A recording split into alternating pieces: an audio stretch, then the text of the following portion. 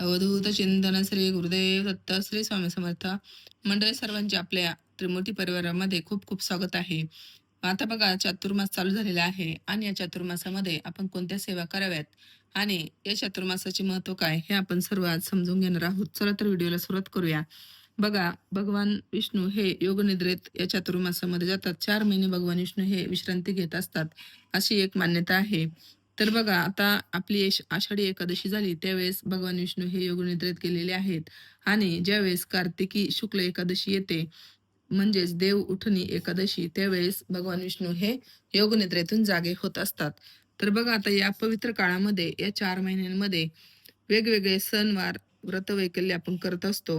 आता म्हणजे या 4 महिन्याच्या काळामध्ये आपण जास्तीत जास्त सेवा कोणत्या कराव्यात तर बघा मंडळी आता एक असा इथे प्रश्न पडतो की भगवान विष्णू हे योगनिद्रेत आहेत तर मग हे सृष्टीचे पूर्ण कार्य कोण करतं तर बघा ब्रह्मा आणि विष्णू आणि शंकर हे त्रिदेव आहेत.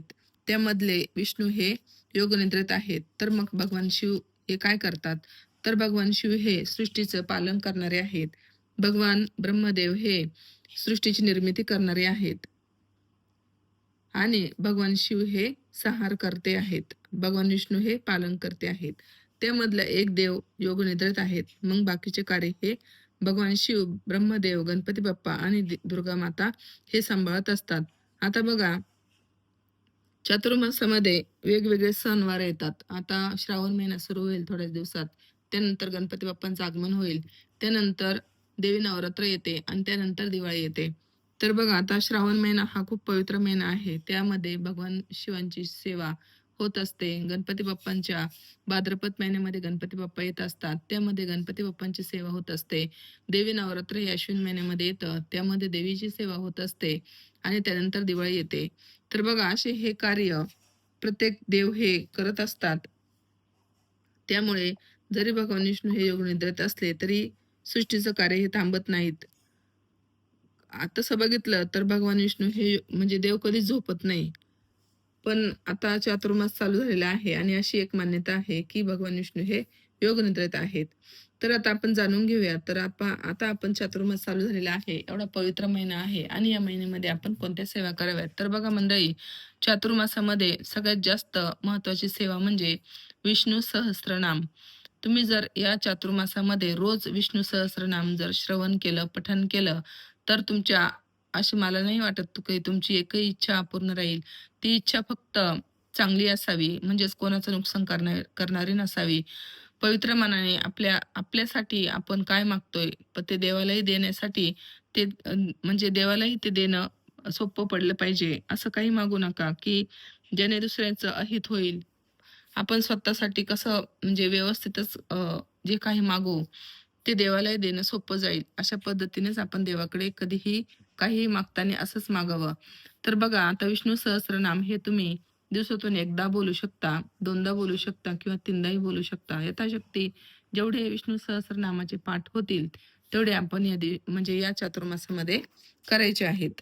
त्यानंतर बघा अजून कोणती सेवा करायची आहे, तर व्यंकटेश स्तोत्राचं पठण करायचं आहे.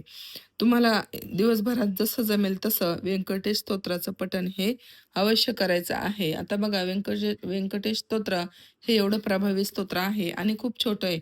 जास्त काही मोठं नाही आणि याला जास्त काही वेळही लागत नाही. त्यामुळे तुम्ही दिवसातून खूप म्हणजे जेवढं होईल तेवढं तुम्ही याचं पठण करू शकता.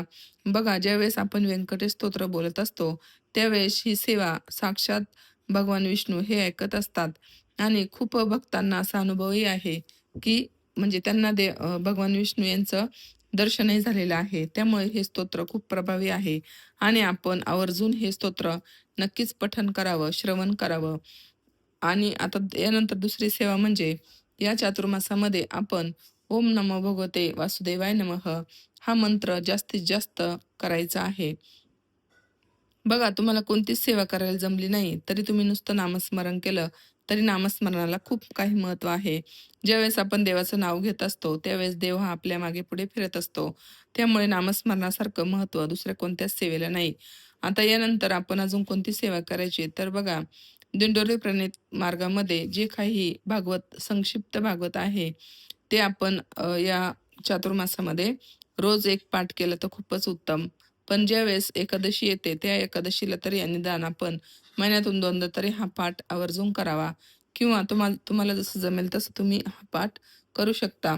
बघा, ही खूप प्रभावी सेवा आहे. याने आपला पितृदोष कमी होत असतो आणि हा पाठ केल्याने आपल्या आयुष्यातील बरेच काही संकटही दूर होत असतात.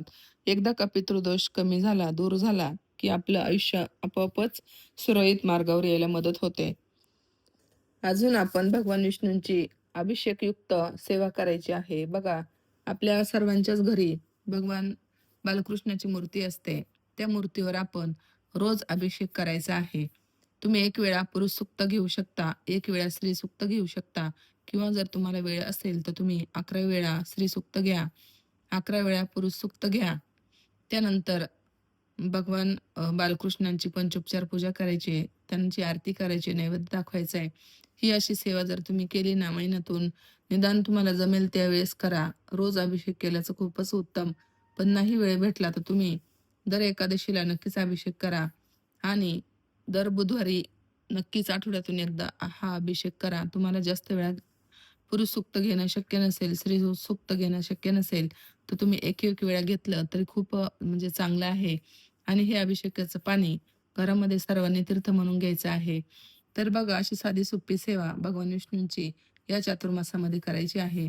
त्यानंतर नैवेद्य दाखवताना तुम्ही खडीसाखर किंवा लोण्याचा नैवेद्यही भगवान विष्णूंना दाखवू शकता. यथाशक्ती तुमच्या घरामध्ये जे काही फळं असतील, त्या फळांचाही नैवेद्य तुम्ही भगवान विष्णूंना दाखवू शकता.